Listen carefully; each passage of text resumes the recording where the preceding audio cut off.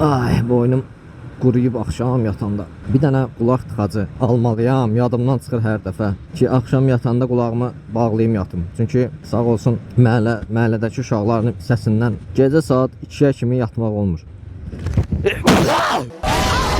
Ah, sağ olun. Tamam, burada soldakı binadır. Məhəllə yanında gələrsiz, orada şlaqbanı gözləyərsiniz zəhmət olmasa. Yazıb ki, məhəllənin yanına gələrsiz, orada şlaqbanı gözləyərsiniz zəhmət olmasa. Nəyə gözləyim?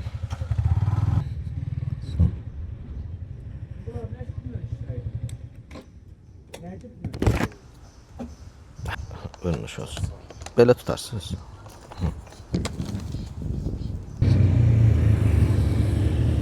O nə də? Nə qədər sumka daşıyır?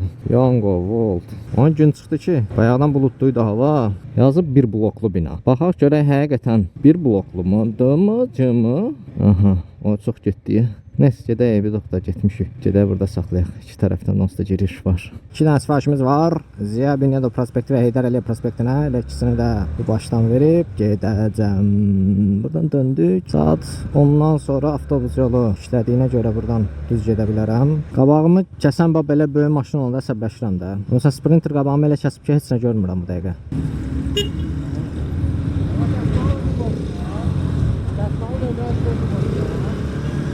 Ya, yaşdı, qoymuşam qurusun.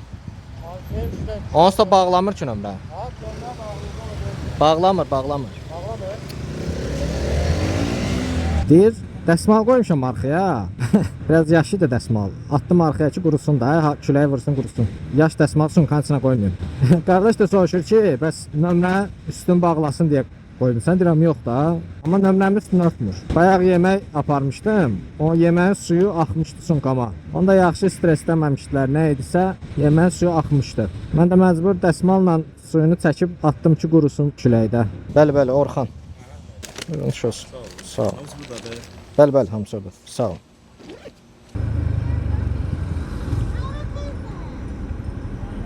Çay, dayaqlı az qazın çay üstümə tökürdü.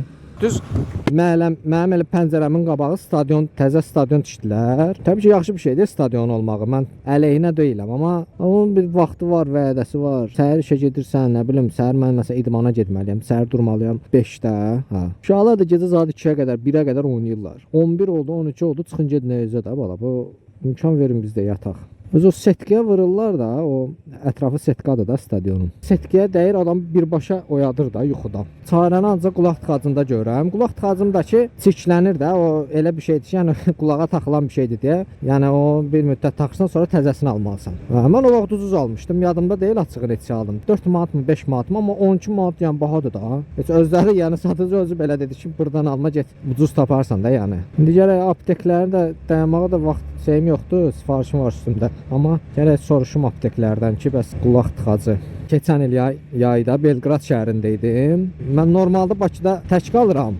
Başqası ilə bir otaqda qalmaq mənə biraz şeydir də, öyrəşməmişəm. Adam var ki, səs-küyün içində yata bilir, mən yata bilmirəm səs-küydə. Ətrafımda biri, məsəl üçün də adicə mən yatdığım yerdə yanımda asta səslə belə danışsam, mən oyanıram və ya da ki, yata bilmirəm. Ona görə mən orada olanda hətta gözümə də o göz bandı deyirlər də.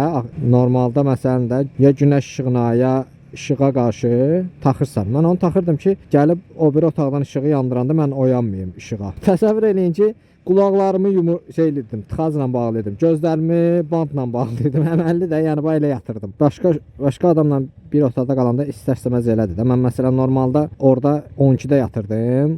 Məsələn, bizdə bir uşaq var idi, orada gəlirdi gecə saat 2-də falan evə, 3-də. Yeməyi yiyənə, eləyənə də o yıxılıb yatana olurdu 4 saat. Ona görə yaxşı şeydir əslində qulaq tıxacı. Amma bir şey pisdir ki, təbii ki, istər-istəməz nə qədər də şey olsa, həm qulağın çirklənməsinə görə bir mənfi tərəfi odur. Həm də istər-istəməz, yəni qulaq bağlı olmamalıdır da əslində də, normalda nəfəs almalıdır. Amma yenə də onu bağlamasam da olmur, yatmaq olmur. Yayda onsuz da yatmaq çətindir. Yayda tez-tez oyanıram. Qaldı ki, hələ səs-küy ola. Belə dostlar, mən burada saxlayayım bir yerdə sifarişimi götürüm. Mən burada müştərinin sifarişini götürməliyəm. Həm də özüm üçün də bir sifariş vermişəm, onu da götürəcəm. Nə oldu ya, bu yolu bağladı ki?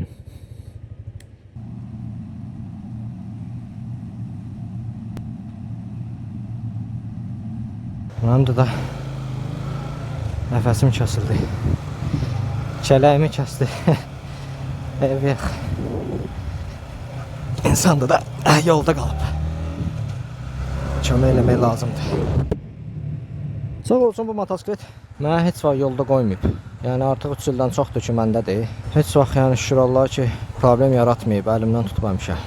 Ümumiyyətlə texnika elə şeydir ki, ona biraz sevgi ilə yanaşmaq lazımdır. Onu incitməmək lazımdır. Sən texnikanı sevsən, o da səni sevəcək, o da sənə sevgi göstərəcək. Hər hansı bir əşyanın da özünün bir sevgisi olur, özünün bir necə deyirlər, başa düşməsə belə, özünün bir dili olur. Yəni təbii ki, mənim düşüncəmdir bu. Səhv də düşünür ola bilərəm. Belə bu skuterlardan elə qorxuram. Əvvəl cəmaət motosikletdən qorxurdu. İndi bunlar bizə şükür elətdirirlər. Motosikletdən də betərdir.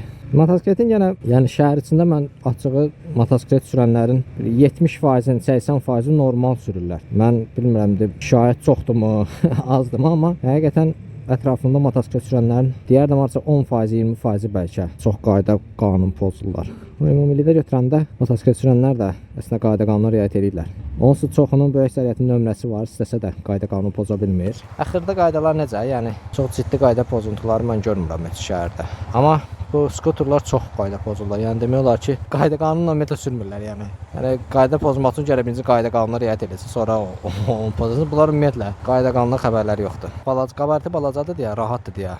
Necə gəldi idarə edirlər. Halbuki yolun hərəkət istiqamətində getməlidirlər. Yəni yol belə gedirsə, onlar da yolun sağ tərəfi ilə o formada davam eləməlidirlər. Amma kimə deyirsən? Yolu düz gedən skutera yəni hələ rastıma çıxmayıb. Ağzına baxsan əks tərəflə gedir. 4 yaşlı uşağı motosikletin 19 yaşlı motosiklet sürücüsünü vurub öldürməsi, yəni nədir axı? Yəni elə şeylər eşidirik ki, əvvəl o hadisə olanda mənim yadıma gəlir, bundan çox demirəm ha hələ. Cəmi bəlkə 5 il qabağa qayıtsaq, 6 il qabağa qayıtsaq, qəza olanda biz deyirdik ki, tutaq ki, motosiklet sürücüsü qəza törətdi, öldü. Bu sadəcə tutaq ki, adi bir qəzadır. Yəni hələ bugünkü kimi qan donduran qəzalar deyil idi. Biz özümüzə gələ bilmirdik aylarla. Təsəvvürsüz motosiklet sürücüləri ki, bundan neçə ay qabaq yadınıza gəldi də bir cavan oğlan qəza törətdi, öldü qəzada. Adi bir yaralanmada belə deyirdi ya, nə oldu, filan kəs qəza törətmişdi, xəstəxanadadır hələ də və ya sağaldı mı? Yəni o dövrdə o qədər az idi belə şeylər və belə dəhşətli qəzalar da yox idi. Yəni qəza təbii ki olurdu həmişə. Bu maşın yaranandan, motosiklet yaranandan olub və çox təəssüf ki, yəni olacaq da qəza, qaçılmaz bir şeydir çünki. Amma belə yəni qan donduran qəzalar olmur. 4 yaşında uşaq hara, 19 yaşında o da uşaqdır ya, 19 yaşındakı da uşaqdır. Yəni hələ 18 yaşı keçən il tamam olub bunun. Bu nə deməkdir? Nə bilim, yəni adam elə şeylər görür ki, son dövrlərdə. Yəni ən sevdiyimiz şeyimiz bizim bəlkə də hobimiz, bəlkə də bizə həyatda maraq qatan şey motosikletimizdir də. Motosiklet sürənlər, baykerlər bilər bunu. İnanın, bayıqdan da adam soyuyur. Adam bayıqdan soyuyur, belə xəbərləri görəndə ki, ay bu nədir axı? Yəni həqiqətən mən sürdüyüm nəqliyyat vasitəsi günahkardır bunda. Yenə hər dəfə də bu xəbərlər çıxanda mövzu təbii ki, mən bunu qətiyyən qınamıram. Normal bir şeydir. İnsanlar başlayırlar, qadağan olunsun motosiklet, velosiped. Bu qadağan olması bir şey deyil təbii ki. Bu məncə mümkün də deyil. Amma sərtləşdiriləcək də, çətinləşdiriləcək. Axı niyə? Nə səbəbə? Kimə görə? Nəysə, keyfsiz fahişim var. Götürüm, inşallah gəlim.